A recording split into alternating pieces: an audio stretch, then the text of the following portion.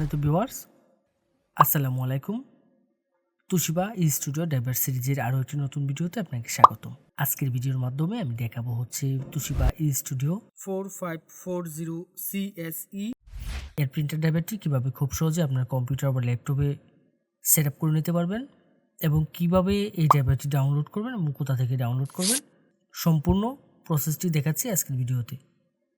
তো ভিডিওটি অবশ্যই গুরুত্বপূর্ণ হতে চলছে। কথা না বাড়িয়ে চলে আমরা মূল ভিডিওতে চলে যাচ্ছি।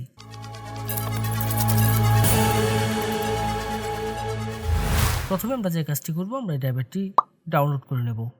ডাউনলোড করার জন্য আমি চলে যাব যে কোনো একটি ব্রাউজারের সার্চ বারে গিয়ে সার্চ করব হচ্ছে softwareshopbd.com। অবশ্য আমি ভিডিও ডেসক্রিপশনে ওয়েবসাইটের লিঙ্কটি দিয়ে দেব। softwareshopbd.com লিখে সার্চ করলে ঠিক এরকম একটা ইন্টারফেস আসবে এবং এখান থেকে আমি যে কাজটি করব, আমার কাঙ্ক্ষিত মডেলের যে ড্রাইভারটি রয়েছে সেটি আমি এখান থেকে ডাউনলোড করব।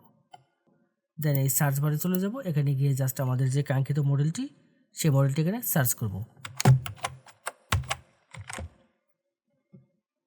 দেন সার্চে ক্লিক করব।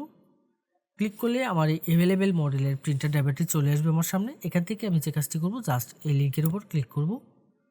ক্লিক করলে এখানে বিস্তারিত সকল ইনফরমেশনগুলো দেখার একটি অপশন পেয়ে যাব। এখান থেকে সব কিছু আমরা একটু পড়ে দেখে নেব। আশা করব আপনারা সম্পূর্ণ বিষয়টি একটু ধৈর্য সহকারে পড়বেন এখানে নির্দেশিকাগুলো। দেন এখানে ডাউনলোডের জন্য দুটি লিঙ্ক পেয়ে যাবেন, যে কোনো একটি লিঙ্কের উপর ক্লিক করব। ক্লিক করলে ঠিক এরকম ইন্টারফেস আসবে আপনার সামনে। এখানে গুগল ড্রাইভে নিয়ে যাবে এবং দেন দুটি ফাইল একসাথে মাউস ড্র্যাগ করে সিলেক্ট করে ডাউনলোড করে নেব। এখানে একটি ফাইল পেয়ে যাবো হচ্ছে পাসওয়ার্ড আর একটি হচ্ছে ড্রাইভার।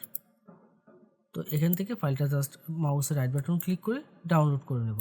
দেন ডাউনলোড এনিওয়েতে ক্লিক করব। ক্লিক করে কিছুক্ষণ অপেক্ষা করতে হবে। কিছুক্ষণের মধ্যে ডাউনলোডটি শুরু হয়ে যাবে। ডাউনলোড করার পরে আমরা যে কাজটি করব, ফাইলটিকে ওপেন করে নেব। দেন এখান থেকে ওপেনে ক্লিক করব। ক্লিক করলে ঠিক এরকম একটা ইন্টারফেস আসবে আমার সামনে। রার ফাইল রয়েছে। রার ফাইলকে আমরা যখন আনজিপ করব, যে কোনো জিপ ফাইল বা রার ফাইলকে যখন আমরা এক্সট্রাক্ট করব, তার জন্য আমরা যে কাজটি করি, নর্মালি আমরা উইন্ডার ব্যবহার করে থাকি। যদি আপনার কম্পিউটারে উইন্ডারটি না ব্যবহার করা থাকে, অর্থাৎ উইন্ডারটি যদি ইনস্টল করা না থাকে, তাহলে যে কাজটি করবেন, আপনি উইন্ডারটি ইনস্টল করে নেবেন।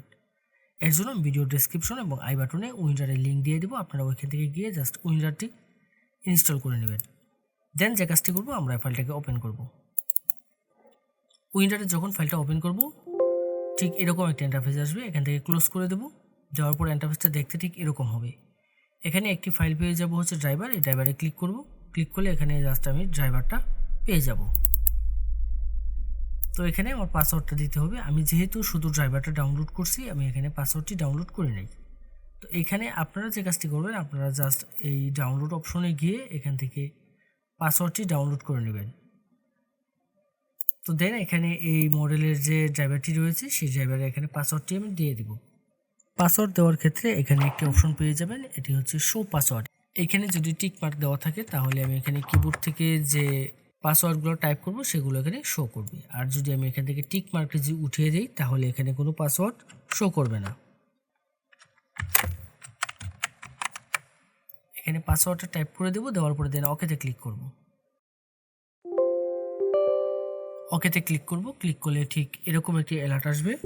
এখান থেকে যে কাজটি করতে হবে, এখান থেকে আমি ইএসের উপর ক্লিক করব।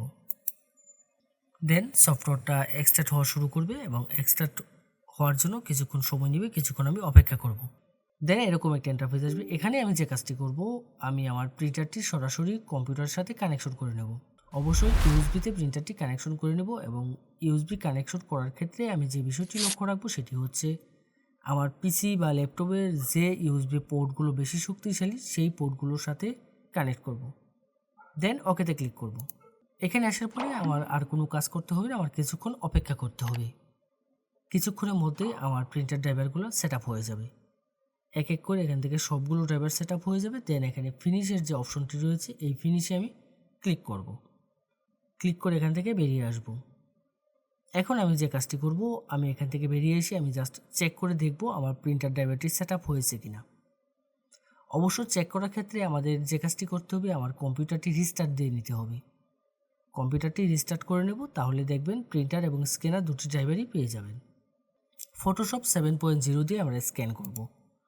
ফটোশপ 7.0 যদি আপনার কম্পিউটার বা ল্যাপটপে সেট আপ করা না থাকে, সেক্ষেত্রে যে কাজটি করবেন, আমাদের ওয়েবসাইটে চলে যাবেন। ওয়েবসাইটে গিয়ে জাস্ট সার্চ বারে সার্চ করবেন হচ্ছে 7.0 লিখে সার্চ করলে আমাদের ফটোশপ 7.0 পেয়ে যাবেন। যে কোনো মডেলের প্রিন্টার ড্রাইভার এবং আপনার প্রয়োজনীয় সকল সফটওয়্যার পাবেন আমাদের ওয়েবসাইটে। যদি আমাদের ওয়েবসাইটে কোনো সফটওয়্যার বা ড্রাইভার আপনি খুঁজে না পান, তাহলে অবশ্যই আমাদের হোয়াটসঅ্যাপে যোগাযোগ করবেন। আমাদের প্রত্যেকটা পোস্টের মধ্যে আমাদের হোয়াটসঅ্যাপ নম্বর দেওয়া থাকবে। এই ছিল আজকের মতো। এরকম গুরুত্বপূর্ণ টেক টিউটোরিয়ালের জন্য অবশ্যই আমাদের চ্যানেলটি সাবস্ক্রাইব করে রাখতে ভুলবেন না। দেখা হবে নতুন কোনো ভিডিওতে।